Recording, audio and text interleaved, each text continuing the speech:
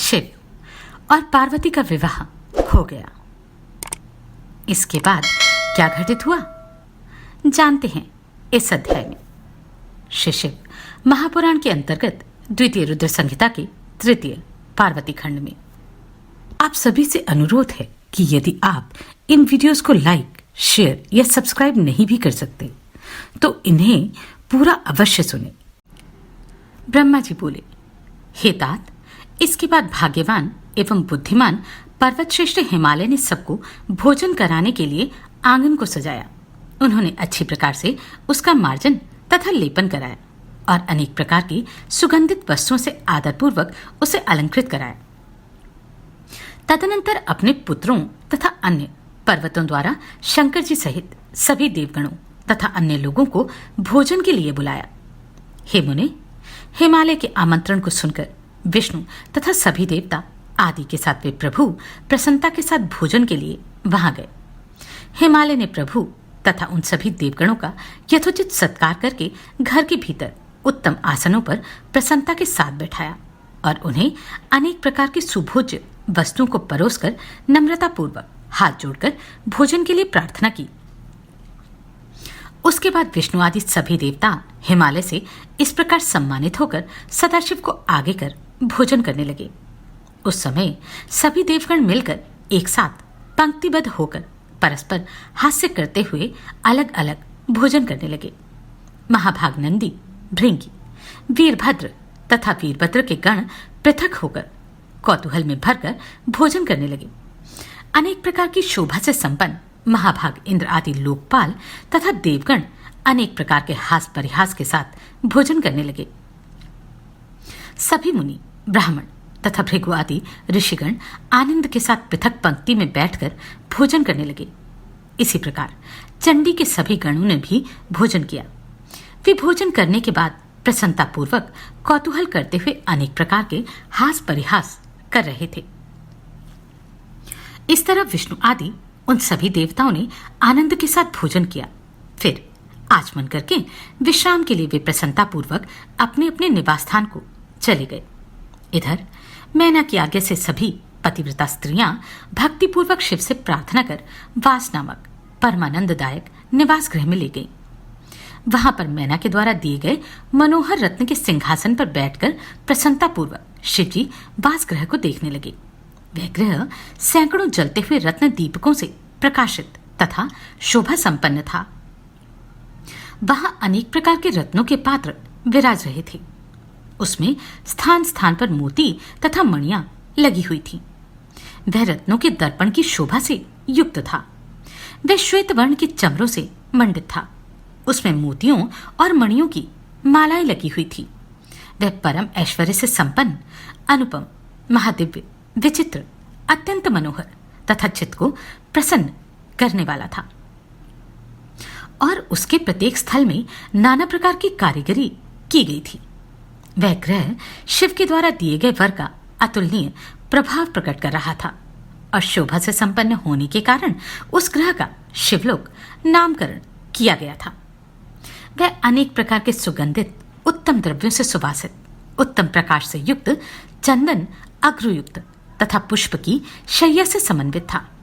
वह गृह विश्वकर्मा के द्वारा रचित नाना प्रकार के चित्रों की विचित्रता से युक्त था। उसमें सभी उत्तम रत्नों के सारों से रचित श्रेष्ठ हारों के ढेर लगे हुए थे। कहीं देवताओं के लिए अत्यंत मनोहर वैकुंठ बना हुआ था, कहीं ब्रह्मलोक बना हुआ था, कहीं लोकपालों का पुर बना हुआ था, कहीं मनोहर कैलाश बना हुआ था, कहीं इंद्र का मंदिर बना हुआ था और कहीं सबके ऊपर शिवलोक सुशोभित हो रहा था। आश्चर्यचकित करने वाले ऐसे घर को देखकर शिवजी गिरिराज हिमालय की प्रशंसा करते हुए परम प्रसन्न हो गए। उसके बाद शिवजी ने परम रमणीय तथा उत्तम रत्न पयंक पर प्रसन्न हो लीलापूर्वक शयन किया। हिमालय ने अपने सभी भाइयों को तथा अन्य लोगों को बड़े प्रेम से भोजन कराया तथा शेषकृत्य पूर्ण किया। इस प्रकार हिमालय को सब कार्य पूर्ण करते हुए एवं ईश्वर शिवजी के शयन करते हुए सारी रात बीत गई और प्रभातकाल उपस्थित हो गया। तब प्रातःकाल होने पर धैर्य एवं उत्साह से भरे हुए लोग अनेक प्रकार के बाजे बजाने लगे। विष्णु आदि सभी देवगण उठ गए और अपने इष्टदेव शंकर का स्मरण कर प्रसन्नता के साथ शीघ्रता से सज्जित होकर तैयार हो गए। अपने अपने वाहनों को सजाकर कैलाश जाने के लिए उत्सुक उन लोगों ने शिव जी के समीप धर्म को भेजा। तत्पश्चात नारायण की आज्ञा से निवास गृह में आकर योगी धर्म योगेश्वर शंकर से समयोचित वचन कहने लगा। धर्म बोले, हे भव, उठिए उठिए, आपका कल्याण हो। हे प्रमथाधिप, जनवासी में चलिए और वहां उन सभी को कृतार्थ कीजिए। ब्रह्मा जी बोले, हे नारद, धर्मराज के इस वचन को सुनकर शिव जी हंसे। उन्होंने कृपा दृष्टि से धर्म की ओर देखा और शैया का परित्याग किया। वे हंसते हुए धर्म से कहने लगे, तुम आगे चलो, मैं भी वहां शीघ्र ही आऊंगा, इसमें संदेह नहीं है। ब्रह्मा जी बोले, शंकर जी के द्वारा इस प्रकार कहे जाने पर धर्मराज जनवासी में गए और बाद में स्वयं प्रभु शंकर जी भी वहां जाने का विचार करने लगे। इसे जानकर स्त्रियां आनंद में भरकर वहां पहुंच गईं और शिव के दोनों चरणों को देखती हुई मंगलगान करने लगी। इसके बाद वे शिव जी लोकाचार प्रदर्शित करते हुए प्रातः कृत्य करके मैना एवं पर्वतराज से आज्ञा लेकर जनवासी में गए। हे मुने, उस समय महोत्सव होने लगा, वेद ध्वनि होने लगी और लोग चारों प्रकार के बाजे बजाने लगे। शिव जी ने अपने स्थान पर आकर मुनियों को, मुझे तथा विष्णु को प्रणाम किया तथा देवता आदि ने भी लौकिक आचारवश उनकी वंदना की। उस समय चारों ओर जय शब्द, नमः शब्द और मंगलदायक वेद ध्वनि होने लगी। इस प्रकार वहां महान कोलाहल व्याप्त हो गया। ब्रह्मा जी बोले, हे नारद, तदनंतर विष्णु आदि सभी देवगण एवं तपोधन मुनिगण आवश्यक कर्म करके हिमालय से प्रस्थान करने का उपक्रम करने लगे। हिमालय भी स्नान कर अपने इष्ट देव की यत्नपूर्वक पूजा करके नगरवासियों एवं बंधु वर्गों को बुलाकर प्रसन्नता पूर्वक जनवासी में गए। उन्होंने शंकर जी का विधिवत पूजन करके आनंद पूर्वक प्रार्थना की, आप इन सभी के साथ कुछ दिन तक मेरे घर पर निवास कीजिए। हे शंभो, आपके दर्शन से मैं कृतार्थ तथा धन्य हो गया। इसमें संशय नहीं है कि जो कि आप देवताओं के साथ मेरे घर आए हैं। ब्रह्मा जी बोले, शैलराज ने इस प्रकार बहुत कहकर दोनों हाथ जोड़कर प्रणाम करके विष्णु आदि देवगणों के साथ प्रभु को आमंत्रित किया। तत्पश्चात आदर के साथ मन में शिवजी का ध्यान कर विष्णु के सहित देवता और मुनिगण प्रसन्नता पूर्वक हिमालय से कहने लगे। देवता बोले, हे गिरिराज, आप धन्य हैं और आपकी कीर्ति महान है। तीनों लोकों में आपके समान पुण्यात्मा कोई व्यक्ति नहीं, जिसके द्वार पर सज्जनों को गति देने वाले भक्त वत्सल एवं परब्रह्म महेश्वर अपने सेवकों के साथ कृपा करके पधारे। आपने हमें ठहरने के लिए मनोहर जनवासा दिया एवं विविध सम्मान किया। हे गिरीश्वर, आपने ऐसे उत्तम भोजन दिए जो अवर्णनीय हैं। वहां कोई आश्चर्य नहीं जहां साक्षात अंबिका शिवा देवी हैं। सब कुछ सर्वथा परिपूर्ण है, कुछ भी शेष नहीं रहा। हम लोग धन्य हैं जो यहां पर आ गए। ब्रह्मा जी बोले, हे नारद, इस प्रकार वहां परस्पर एक दूसरे की उत्तम प्रशंसा हुई। उस समय वैदिक मंत्रों, साधु तथा जय शब्द की ध्वनि होने लगी और नाना प्रकार के उत्सव होने लगे। मंगल गान होने लगा, अप्सराएं नृत्य करने लगी, मागध स्तुति करने लगे और द्रव्यों का पर्याप्त दान हुआ। तत्पश्चात देवेश का आमंत्रण कर हिमालय अपने घर गए और अनेक विधि विधानों से भोजनोत्सव की तैयारी करने लगे। वे कुतूहल पूर्वक परिवार सहित प्रभु शंकर को भोजन कराने के लिए प्रेम के साथ ले आए। परम आदर से शिव जी के, विष्णु के, मेरे सभी देवताओं के, मुनियों के तथा अन्य गए हुए लोगों के चरणों को धोकर बंधु बांधवों सहित गिरिराज ने बड़े प्रेम से उन सबको मंडप के भीतर आसन देकर बिठाया। विष्णु, सदाशिव एवं मुझ ब्रह्मा सहित समस्त लोग भोजन करने लगे। इस प्रकार गिरिराज ने रसीले विविध अन्नों से उन सबको तृप्त किया। उस समय नगर की नारियां हंसती हुई एवं उन सभी की ओर यत्न से देखती हुई मधुर वाणी में गालियां देने लगी।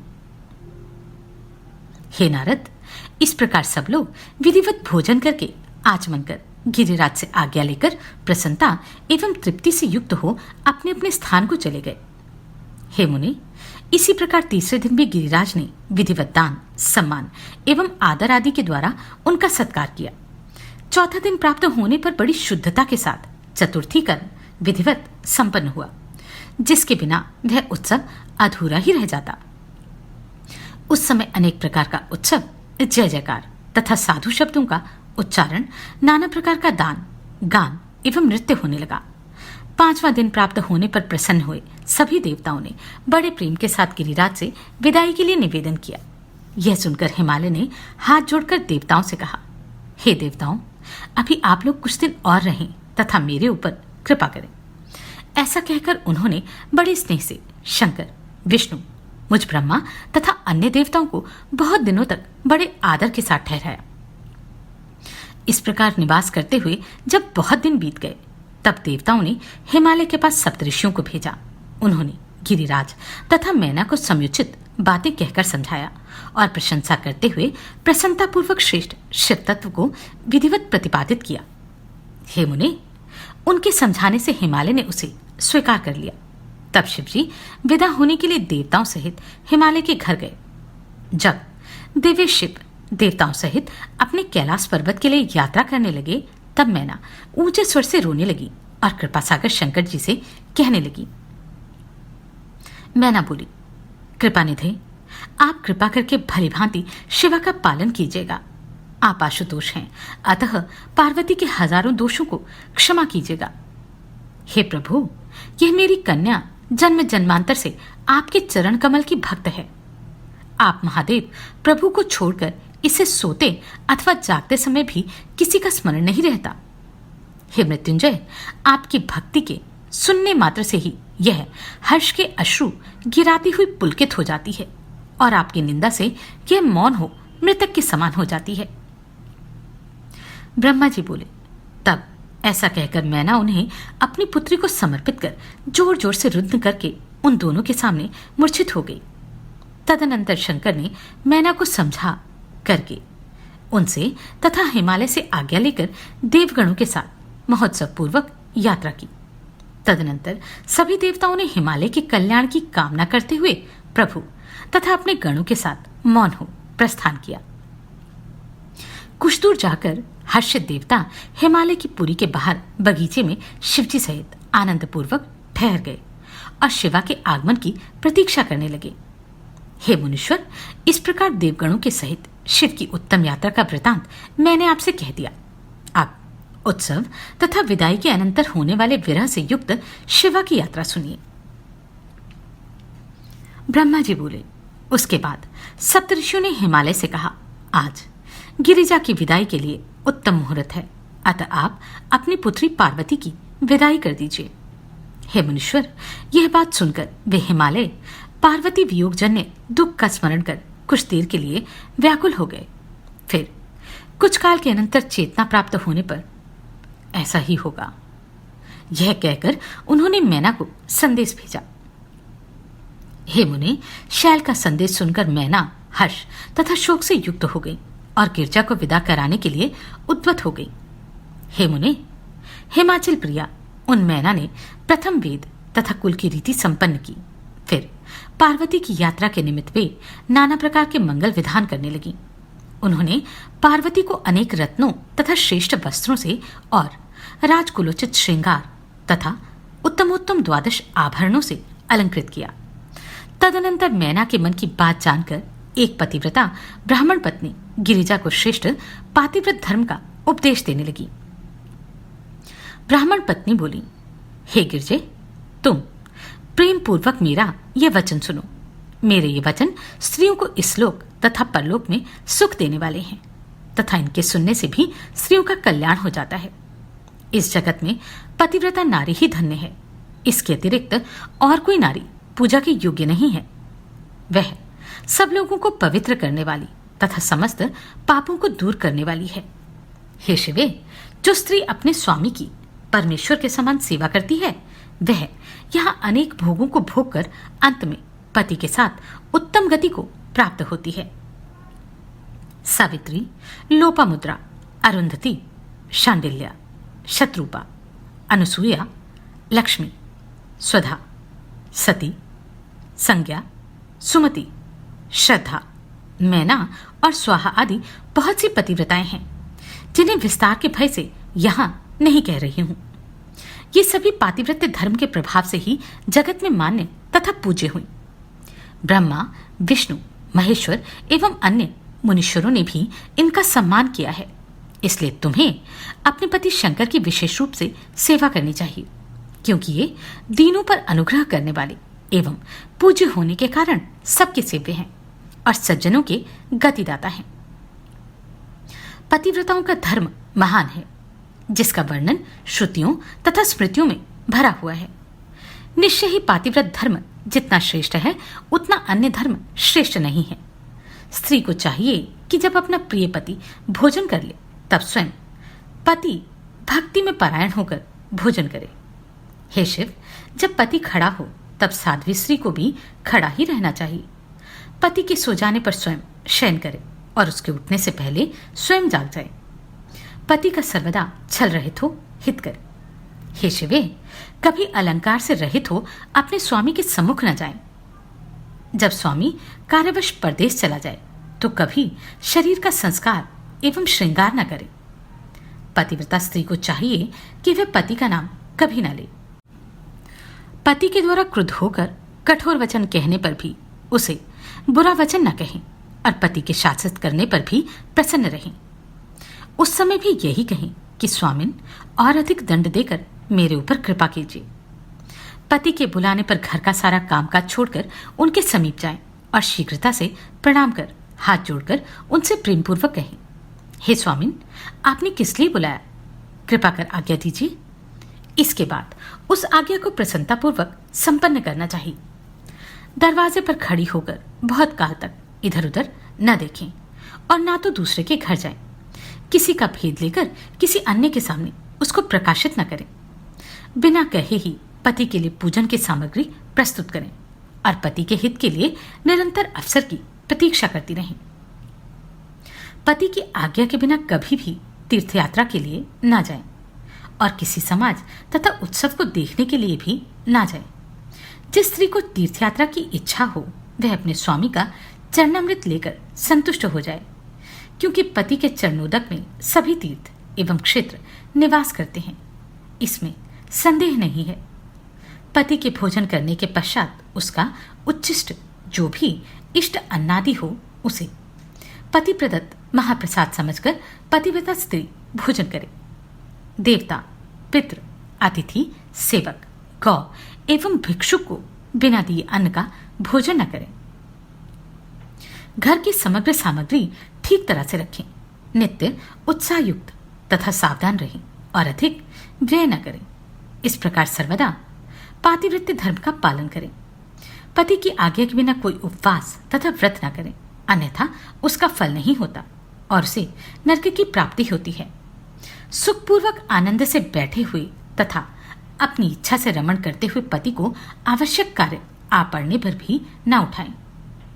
पति क्लिप, दुर्गति में पड़ा हुआ, वृद्धि, रोगी, सुखी अथवा दुखी, चाहे जैसा ही क्यों ना हो, उसका अपमान न करें। मासिक धर्म प्राप्त हो जाने पर आरंभ से 3 रात्रि पर्यंत अपना मुख पति को न दिखाएं और जब तक चौथे दिन स्नान से शुद्ध न हो, अपना शब्द भी न सुनाएं। ऋतु स्नान करने के पश्चात पति का ही मुख देखें, कभी अन्य का मुख न देखें, अथवा पति के न होने पर पति का ध्यान कर सूर्य का दर्शन करें। पति के आयुष्य की इच्छा करने वाली पतिव्रता स्त्री को हरिद्रा, कुमकुम, सिंदूर, काजल, कुपार्सक, तांबुल, मांगलिक आभूषण, केशों का संस्कार, केशपाश बनाना, हाथ में कंगन एवं कानों में कर्णफूल नित्य धारण करने चाहिए। इसका परित्याग कभी किसी भी अवस्था में न करें। धोबिन, बंध्या, व्याभिचारिणी, सन्यासिनी अथवा दुर्भाग्ययुक्त स्त्री से कभी मित्रता न करें। जो स्त्री अपने पति से द्वेष करती हो, उससे बातचीत न करें। कभी अकेली न रहें और न नग्न होकर कभी स्नान करें। ओखली, मुसल, बुहारी अर्थात झाड़ू, सिल, लोढ़ा तथा देहली पर सती स्त्री कभी न बैठे। सहवास के अतिरिक्त और किसी समय पति से धृष्टता न करे। अपना पति जिससे प्रेम करे उसी से प्रेम करे। पति के प्रसन्न होने पर प्रसन्न रहें, पति के दुखी होने पर दुखी रहें तथा पति के प्रिय में ही अपना प्रिय समझें। इस प्रकार पतिव्रता सदैव पति के हित की इच्छा करे। पतिव्रता स्त्री सदैव संपत्ति तथा विपत्ति दोनों अवस्थाओं में एक रूप रहे। विकार उपस्थित होने पर कभी विकृत न हो और सदैव धैर्य धारण करे। घी, नमक, तेल आदि के न होने पर भी पतिव्रता स्त्री पति से नहीं है ऐसा न कहे और पति को किसी असाध्य कार्य में नियुक्त न करे। ब्रह्मा, विष्णु तथा शिव से भी अधिक पति का महत्व है। अतः हे देवीशी, पतिव्रता अपने पति को साक्षात शिव स्वरूप ही समझे। पति की आज्ञा का उल्लंघन करके जो स्त्री व्रत, उपवास तथा नियमादि का आचरण करती है वह अपने पति की आयु का हरण करती है और मरने पर नरक प्राप्त करती है। जो स्त्री क्रुद्ध होकर पति के कुछ कहने पर उसका प्रत्युत्तर करती है वह ग्राम की कुतिया अथवा निर्जन वन में शृगाली होती है। स्त्री को चाहिए कि वह पति से ऊंचे स्थान पर न बैठे, दुष्टों के समीप न जाए और कभी भी पति से कातर वाक्य न कहे, किसी की निंदा या आक्षेपयुक्त बात न करे, दूर से ही कलह का परित्याग करे, गुरुजनों के समीप कभी जोर से न बोले और न जोर से हंसे। पति को बाहर से आया हुआ देखकर शीघ्रता से अन्न, जल, भोजन, तांबुल, वस्त्र, पाद संवाहन, खेद दूर करने वाले मीठे वचन के द्वारा जो स्त्री अपने स्वामी को प्रसन्न रखती है मानो उसने त्रिलोक्य को प्रसन्न कर लिया। माता पिता, पुत्र, भाई तो स्त्री को बहुत थोड़ा ही सुख देते हैं, परंतु पति तो अपरिमित सुख देता है। इसलिए स्त्री को चाहिए कि वह पति का सदैव पूजन करे। पति ही देवता, गुरु, भर्ता, धर्म, तीर्थ एवं व्रतादि सब कुछ है। इसलिए सब कुछ छोड़कर एकमात्र पति का ही पूजन करें। जो दुष्ट स्त्री अपने पति को छोड़कर एकांत में दूसरे के पास जाती है वह वृक्ष के कोटर में रहने वाले उल्लू की बन जाती है। जो स्वामी के द्वारा ताड़न करने पर स्वयं भी ताड़न करना चाहती है वह वृषभ भक्षिणी व्याघ्री होती है। जो अपने पति को छोड़कर अन्य से कटाक्ष करती है वह कैक राक्षी होती है। जो अपने पति को बिना दिए मिष्ठान खा लेती है वह ग्राम सुकरी अथवा अपनी विष्ठा खाने वाली बलगू अर्थात बकरी होती है। जो अपने पति को तू कहकर बोलती है वह जन्मांतर में गूंगी होती है और जो अपनी सपत्नी अर्थात सौत से डाह करती है वह बारंबार विधवा होती है।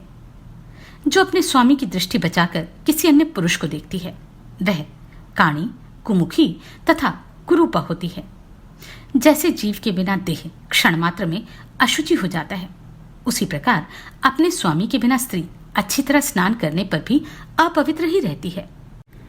इस लोक में उसकी माता धन्य है और उसके पिता भी धन्य है तथा उसका वह पति भी धन्य है जिसके घर में पतिव्रता स्त्री का निवास होता है। पतिव्रता स्त्री के पुण्य से उसके पितृवंश, मातृवंश तथा पतिवंश के 3-3 पूर्वज स्वर्ग में सुख भोगते हैं। दुराचारिणी स्त्रियां अपने दुराचरण के द्वारा माता पिता तथा पति इन तीनों कुलों को नरक में गिराती हैं और वे इस लोक तथा परलोक में सदैव दुखी रहती हैं। पतिव्रता के चरण जहां जहां पड़ते हैं वहां वहां की पृथ्वी सदा पाप का हरण करने वाली तथा अत्यंत पवित्र हो जाती है। सर्वव्यापक सूर्य, चंद्रमा तथा वायु भी अपनी पवित्रता के लिए ही पतिव्रता का स्पर्श करते हैं, अन्य किसी कारण से नहीं। जल तो सदैव पतिव्रता का स्पर्श करना चाहता है। वे कहते हैं कि आज इस पतिव्रता के स्पर्श से हमारी जड़ता नष्ट हो गई और हमें दूसरे को पवित्र करने की योग्यता प्राप्त हुई। भार्या गृहस्थ का मूल है, भार्या ही सुख का मूल है। धर्मफल की प्राप्ति एवं संतान वृद्धि के लिए भार्या की अत्यंत आवश्यकता है। क्या अपने रूप, लावण्य का गर्व करने वाली स्त्रियां प्रत्येक घरों में नहीं है, किंतु विश्वेश्वर में भक्ति करने से ही पतिव्रता स्त्री प्राप्त होती है। भार्या के द्वारा ही इस लोक तथा परलोक दोनों लोकों पर विजय प्राप्त की जा सकती है। देवकर्म, पितृकर्म, अतिथि कर्म तथा यज्ञ कर्म बिना भार्य के फलवान नहीं होता। गृहस्थ उसी को कहते हैं जिसके घर में पतिव्रता स्त्री का निवास हो। अन्य स्त्रियों तो प्रतिदिन जरा राक्षसी के समान पुरुष को ग्रसती रहती हैं। जिस प्रकार गंगा स्नान से शरीर पवित्र हो जाता है, उसी प्रकार पतिव्रता स्त्री के दर्शन मात्र से सब कुछ पवित्र हो जाता है। गंगा तथा पतिव्रता स्त्री में कोई भेद नहीं है। वे दोनों स्त्री पुरुष शिव तथा पार्वती के तुल्य हैं। अतः बुद्धिमान पुरुष को उनका पूजन करना चाहिए। पति ओंकार है तो स्त्री श्रुति वेद है। पति तप है तो स्त्री क्षमा है। स्त्री सत्क्रिया है तो पति उसका फल। हे शिवे, इस प्रकार के दंपति धन्य हैं। हे पार्वती, इस प्रकार से मैंने तुमसे पातिव्रत्य धर्म का निरूपण किया है। अब इन पतिव्रताओं के भेद सावधानी के साथ प्रेम पूर्वक सुनो। उत्तम आदि के भेद से पतिव्रता स्त्रियां 4 प्रकार की कही गई हैं, जिनके स्मरण से पाप नष्ट हो जाता है। उत्तम, मध्यम, निकृष्ट तथा अति निकृष्ट, ये 4 भेद पतिव्रताओं के होते हैं। अब मैं उनका लक्षण कह रहा हूं, सावधान होकर उसका श्रवण करो।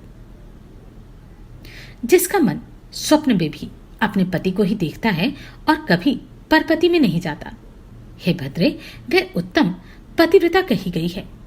जो दूसरों के पतियों को पिता, भ्राता तथा पुत्र के समान सद्बुद्धि से देखती है, हे पार्वती, वह मध्यम पतिव्रता कही गई है।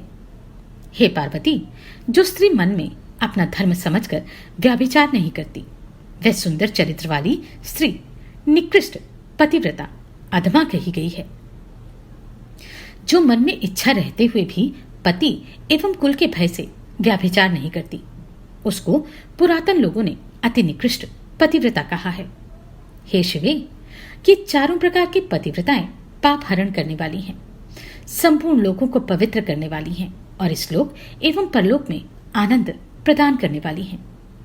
पातिव्रत्य के प्रभाव से ही अत्रि प्रिया अनुसूया ने तीनों देवताओं की प्रार्थना पर वराह के शाप से मरे हुए ब्राह्मण को जीवन दान दिया था। हे शिवे, ऐसा जानकर तुमको नित्य प्रेम पूर्वक अपने पति की सेवा करनी चाहिए, क्योंकि हे शैलपुत्री, ऐसा करने से तुम्हारे संपूर्ण मनोरथ पूर्ण होंगे। तुम तो साक्षात जगत की माता तथा महेश्वरी हो और जगत पिता महेश्वर तुम्हारे साक्षात पति हैं। तुम्हारे नाम के स्मरण मात्र से स्त्रियां पतिव्रता होंगी। हे देवी, तुम्हारे आगे इस कथन से क्या प्रयोजन? फिर भी हे शिवे, संसार के आचरण के अनुसार मैंने तुम्हें यह सब कहा है। ब्रह्मा जी बोले। इस प्रकार कहकर वह द्विजपत्नी भगवती को प्रणाम कर मौन हो गई और उस उपदेश के श्रवण से शंकर प्रिया शिवा अत्यंत प्रसन्नचित हो गई। बेटी को विदा करते समय यदि माता पिता उन्हें यह शिक्षा दें तो क्यों किसी का भी घर बसेगा नहीं। जानते हैं आगे क्या हुआ शिव पुराण के अगले अध्याय में। आप सभी को कोटि कोटि साधुवाद। आपने इन वीडियोस को इतना प्रेम दिया। नमस्कार, मैं आभा शर्मा जावास। यदि आपको मेरा ये प्रयत्न सराहनीय लगा हो तो मुझे सब्सक्राइब करके प्रोत्साहित करें।